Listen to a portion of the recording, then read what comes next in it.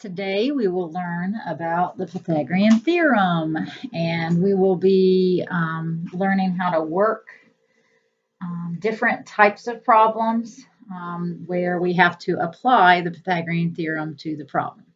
So we're going to start just talking about what is the theorem, okay? Well, every theorem has two parts to it. It has an if part, and then it has a then part. And so with this theorem, it's no different. The if part of the Pythagorean theorem is it says if you have a right triangle, then essentially you can use the formula that we all have come to know and love. Okay, so the first thing you have to know about Pythagorean theorem is that it only works for right triangles. So when you look at a triangle, if you're trying to figure out if you can use this theorem or not, you have to look to see if you have a right angle in it. Okay, so they can have it labeled with this little box that you see in the corner, or they can simply have a 90 degrees to represent that there is a right angle in it. Okay, and so the theorem says if you have a right triangle, then this formula applies to that triangle. So what does this formula say? Well, it says essentially if you take the two legs of the triangle and you square each one of them, so like if you take, and by the way, the leg is, or the legs of a right triangle are the sides of the triangle that surround that 90-degree angle. So like if you look at this triangle right here, you have this side and that side right there, and they actually kind of surround, they're right beside that 90-degree angle, okay? So those are your legs, okay? So this theorem says that if you take one of its legs, it doesn't really matter which one, but if you take one of its legs and you square it, and then you add it to the other leg and square that one, it'll actually equal the hypotenuse squared. So remember, the hypotenuse of a right triangle is the longest side in the triangle. And the way that you know it's the longest one is it's actually opposite of that 90-degree angle, which the 90-degree angle is actually the biggest angle in the triangle. Okay, so you take a leg squared plus another leg squared, and it'll actually equal whatever the hypotenuse is squared. Okay, so we're going to just practice using this formula, this theorem, to different types of problems. Okay, so the first problem, you've got a right triangle because it's got a 90-degree angle in it. Okay, and it says find the length of the missing side. Well, it gives you this side and that side. So think about what those are. Are those legs? Are they the hypotenuse? What's going on? Okay, if you look at these sides, they actually surround that 90-degree angle. They're right beside the 90-degree angle. So those are both legs, and they're asking you for this side right here, which is actually opposite of the 90-degree angle. So that would be your hypotenuse, okay? So if you're using this theorem, this formula, because you have a right triangle, you can use it. That's a leg, and then remember your hypotenuse is actually on the other side of the equals. I will always call the hypotenuse kind of like the loner, because notice in the equation it's by itself, so it's kind of like your loner, okay? So just remember to put your hypotenuse all by itself on the other side of the equal, on the other side of the equal sign, separate from your legs, okay? So if we were setting this up to try to find that missing side, well, one of my legs is 4. Doesn't really matter which one you put first, so it's got to be 4 squared plus the other leg, so that'd be 6 squared, and that would equal your hypotenuse squared. Now, we don't know it, so you could leave it as c squared, or if you would rather put like an x there, you could put x squared, and it would work, okay? And then you just simplify. So 4 squared is 16 plus 6 squared, 36, and then you just bring down your c squared. And then when you add these two, and I'm going to have to bring it over here because I'm kind of running out of room, you get 16 plus 36 ends up being 52. And then I'm going to bring over my c squared equals c squared. And then to get rid of the square, the opposite of squaring something we had learned before is to square root it. And so c would equal whatever the square root of 52 is. Now, there's a couple ways that you could break this down. If you wanted to break it down as a radical, then you would find what is the biggest perfect square that goes into that. And so the biggest perfect square that goes into 52 is 4. Oh, if I can write that. Is 4. And so it breaks down into 4 times what gives me 52? Well, 4 times 13 gives me 52. And then you can actually simplify the square root of 4. So square root of 4 would be 2, and then the square root of 13 doesn't break down. So if you simplified it in its, I guess, simplified radical terms, it would be 2 square root 13. Or if they wanted you to write it as a decimal, you would just type in the square root of 52, and you would get 7.2. And if we round it to the nearest hundredth, it'd be 7.21. Okay. So just a little bit of review with simplifying radicals. All right. Let's do another one. So in the next one, it says in a right triangle, if one leg has a measure of 8 inches and the hypotenuse, oh, I just realized I flip-flopped those. Uh-oh. The hypotenuse measures 12 inches. What is the measure of the other leg? So now, if it's describing a picture, my advice is to draw it. And so it says, since there is a right triangle, I'm going to draw a right triangle. And you could really draw it however you wanted and maybe adjust later. But I'm going to draw myself a right triangle. It says one of the legs has a measure of 8 inches. So I'm going to label one of my legs as 8 inches. Now, I don't really know which one would be better, so I'm just going to pick one. So that's a leg. So I labeled it with 8 inches. It says the hypotenuse measures 12 inches. So the hypotenuse is the longest side, so that's 12 inches. And then it says, what is the measure of the other leg? So we're looking for what is the length of this leg. So usually when we don't know something in math class, we'll put an X for it, okay? And then all we have to do from there is plug it in to Pythagorean theorem because it's a right triangle and we're given two pieces of its side or two sides, and we have to find the third one, okay? This one is a little bit different because if you look, we're given the leg and the hypotenuse. And so we're actually having to find one of its legs, okay? So let's say that this one is the leg I'm trying to find. So it'd be x squared plus the other leg squared. So my other leg was 8. So it'd be 8 squared equals, and then my hypotenuse is 12. So it would be 12 squared.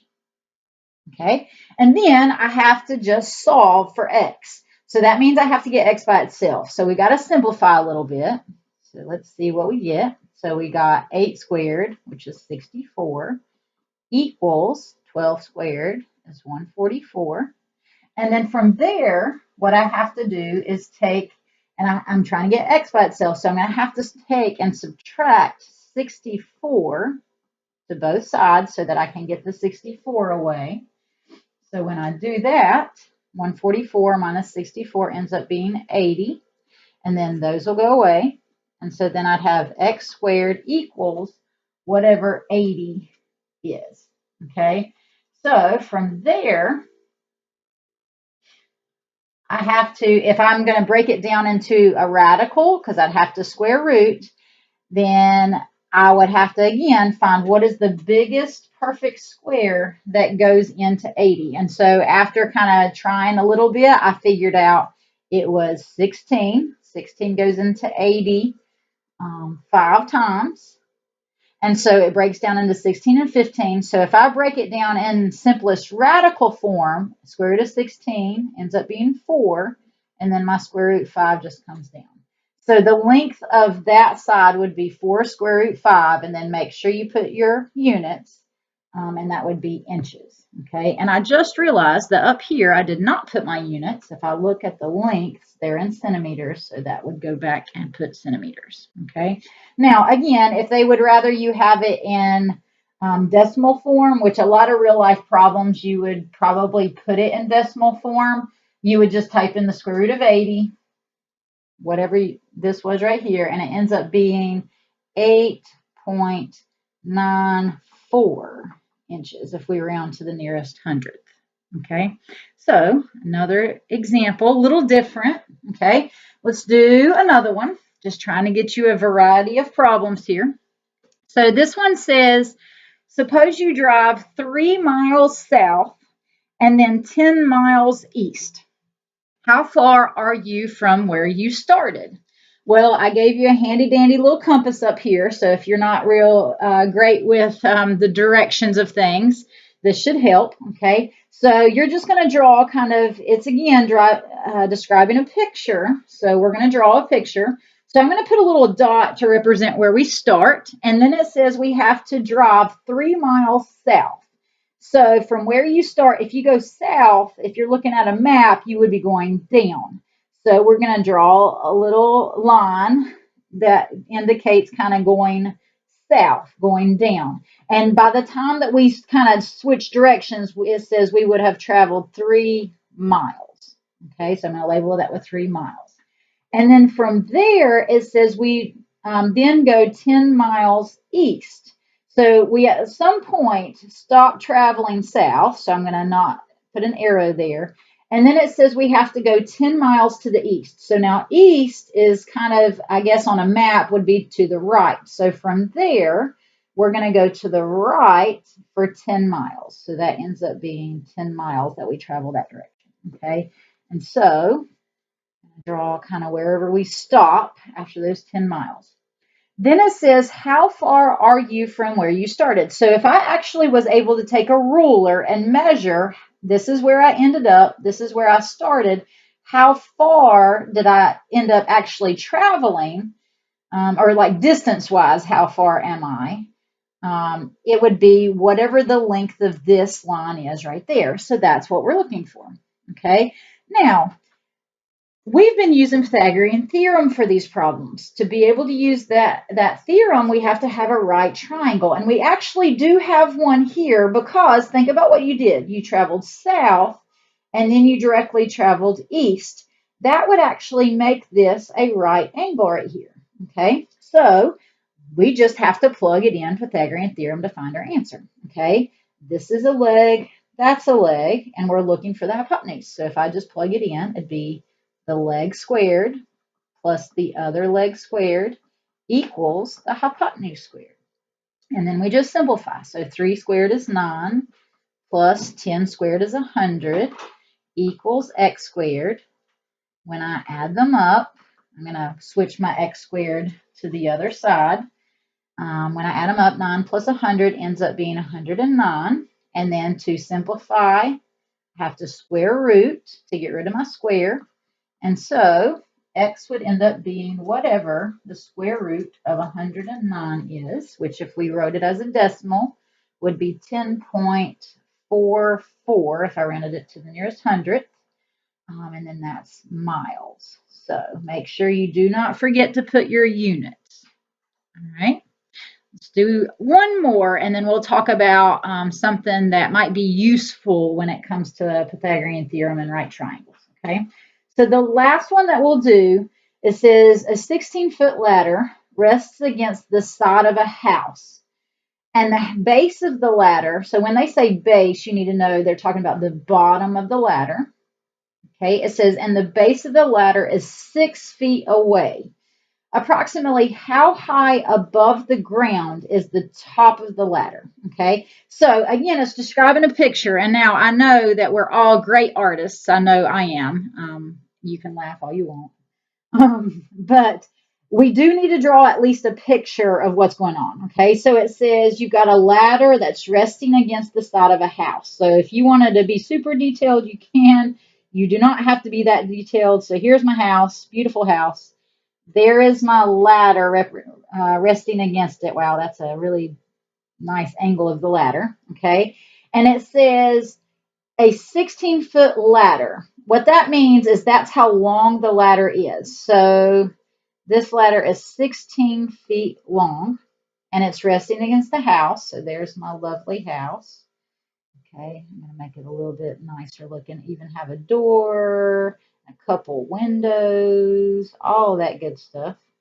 Okay, and so there's my ladder. And then it says the base of the ladder is 6 feet away. So the base of the ladder, remember, is where the bottom of the ladder is. And it's saying it's 6 feet away. So that means that the bottom of the ladder is 6 feet away from the house. So that right there is 6 feet. And then it says approximately how high above the ground is the top of the ladder. So here's the top of the ladder. There's the ground. They're asking for this height right here. So I'm going to put a little X right here. They're looking for this, okay? And again, you have to have your right triangle. Well, you actually have one here because the house actually has to make a right angle with the ground.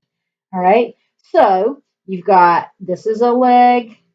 That's the hypotenuse because it's across from your 90-degree angle. And you're looking for this other leg. Okay. So just like what we did in that other problem, I'm going to plug it in, my Pythagorean theorem. So you've got to take one of your legs squared. So I'm going to put the x squared plus the other leg squared, so that'd be 6 squared, equals the hypotenuse squared, which should be 16 squared, okay? And then you just have to simplify. So the x squared I'm going to bring down, plus 6 squared ends up being 36. And then we just have to, or that would be, 16 squared equals 256. Okay, and then we just subtract our 36 to both sides to get the x squared by itself. My x squared will come down. And then we have to take 256 minus 36, and we get 220. And then from there, to get rid of the square, you square root, because opposite of squaring is square rooting. So just type in the square root of 220, and that ends up being 14.83. And then we're dealing with feet here. So that ladder would hit that wall about 14.83 feet above the ground. So there we go. All right, so the last thing that I want to talk about with Pythagorean theorem is there's this thing called Pythagorean triples. And it is actually helpful to kind of shortcut problems sometimes, as long as you know how to use them, okay? So a Pythagorean triple, a basic way of thinking about it is these are whole numbers that actually work in the Pythagorean theorem. So if you see these numbers, then you already know that they work when you plug them in. So why is that helpful? Well, some of your famous Pythagorean triples that you will see, I have listed for you. So like, for instance, 3, 4, 5 is a Pythagorean triple. What that means is if you have a triangle that has two sides that have a length of 3 and 4, the other one will be 5. The thing that you have to be cautious about is, remember, your hypotenuse has to be the longest side.